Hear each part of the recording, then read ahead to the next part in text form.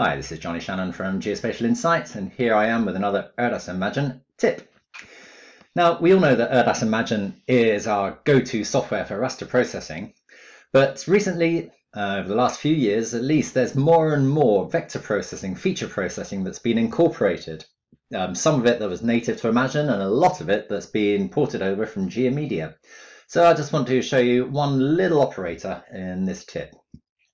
So we'll be looking at building heights, and we've got a digital terrain model, and we have a digital surface model, and we also have some buildings outlines. And so I've already shown in another video how to do that using relative height, subtracting the DSM from the DTM from the DSM, but here we'll be looking at it in vector space. So let's fire up the spatial modeler, and let's bring in our buildings, and our DSM and our DTM, and I'll close this to make a little bit of space. Now the operator we're going to be using to start with is a zonal operator, and it's the raster statistics per feature. And so our feature is the input there, and the first thing we want to do is hook up the DSM, and we're taking the mean. There's a whole heap of other stats that we can take there, but it's just the mean that we'll want, and we'll label that as DSM. We'll need another one of those to do exactly the same thing for the DTM, and we'll label that, can you guess? DTM. Cool.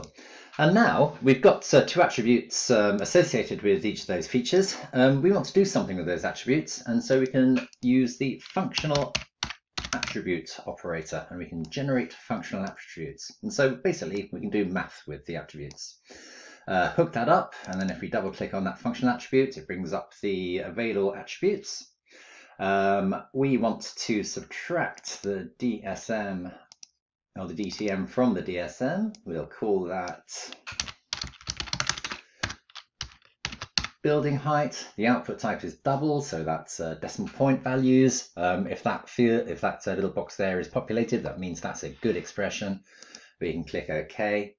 And then we can send that to an output file. Now I'm not going to run that because it takes a couple of minutes, and there's only so much excitement I can take in looking at a green band go across the screen. But if we do run that, then we get this output file. Slough heighted 1 was the one I did, and if we have a look at the attributes, then there we go. We've got the DSM mean associated with each polygon feature, the DTM mean, and the DSM minus DTM value, which will give us our mean building height.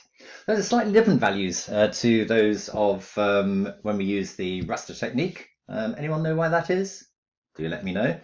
But there we are. That's my tip for this week. Always happy to take your questions, comments.